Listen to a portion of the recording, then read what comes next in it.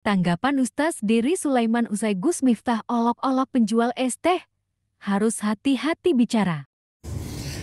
Es tehmu jiokera masih, yo kono didol goblok. Es tehmu masih banyak kah? Masih, kata si pedagang. Ya sana kamu jual. Nah, kenapa harus ada kata kalimat gobloknya gitu? Tapi inilah hebatnya Allah Subhanahu wa taala yang menggerakkan suasana dan keadaan, membolak-balikkan suasana dan keadaan. Gus Miftah yang awalnya terkenal sebagai bapaknya wong cilik ya, yang sayang sama pedagang kaki lima, pedagang asongan, kalau boleh buat majelis, dagang orang diborong semua, dibagi-bagikan ke jamaah. Tapi malam itu entah kenapa, apa yang ada di pikiran Gus Miftah, beliau bergurau dan bercanda, tidak membeli, bahkan mengeluarkan kalimat yang kasar, goblok. Goblok itu nggak enak didengar, guys. Oke, ini sudah terjadi dan Gus Miftah sudah meminta maaf, bahkan sudah berniat untuk mencari bapak tadi, menemui beliau. Jadi nggak mungkin Gus Miftah itu sengaja untuk menghinakan, membuli bapak tadi. Cuman ini yang harus kita pelajari nih, ini hikmahnya nih, kita harus kita bahas nih. Kenapa sebagian orang tertawa mendengar Gus Miftah bilang goblok itu, bahkan bukan hanya sekedar tertawa, bahkan ada yang mau guling ke belakang, ada terbahak-bahak ketawanya. Jemaahnya semua ketawa juga. Yang tidak tertawa cuma si bapak dan seluruh netizen.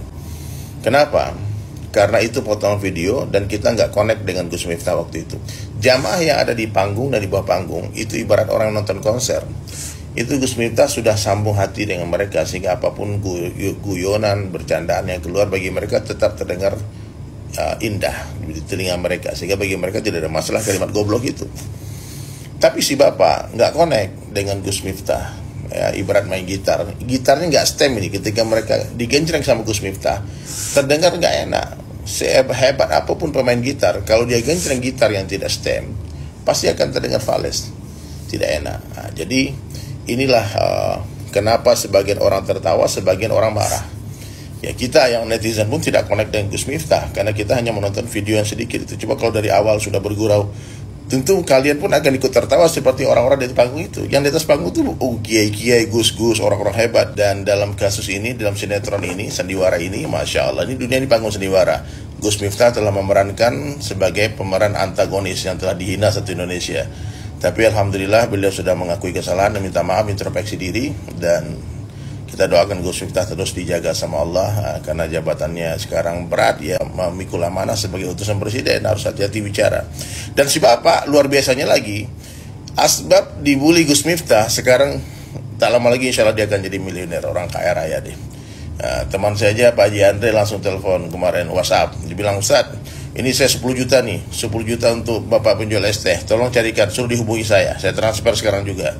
Dan kemudian juga Clara Sinta video call, dan bahkan banyak yang mau berangkatkan umroh. Masya Allah, Masya Allah. Nah, inilah kuasa Allah ya. Di dalam kesusahan, di dalamnya ada kemudahan. Di dalam kehinaan ada kemuliaan. Subhanallah, suka-suka Allah Subhanahu wa taala. Thank you Gus Miftah, terima kasih. Asbab Gus, rezekinya bapak penjual es teh Allah bukakan.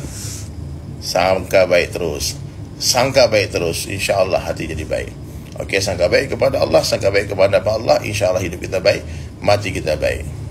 Bisa difahami ya, jangan pernah meremehkan siapapun juga. Dan saya mendoakan semoga semua yang menonton video ini, yang komentar, ya, menjadi wali Allah semua, menjadi kekasih Allah. Allah ridho kepada kita. Dan ingat, kalau ada orang berbuat salah, berbuat khilaf, itu bukan tanda dia iblis, bukan. Itu bukti dia manusia, tak sempurna. Kita bukan malaikat. Kita punya syahwat, kita punya amarah. Sehingga sebaik-baik orang yang bersalah siapa? Orang yang mengakui kesalahannya, kemudian dia malu, dan dia beristighfar, minta ampun kepada Allah. Kalau satu orang bermaksiat kepada Allah, lalu dia minta ampun dan beristighfar, bukan hanya ampunan Allah yang akan dia dapatkan, tapi juga kecintaan Allah.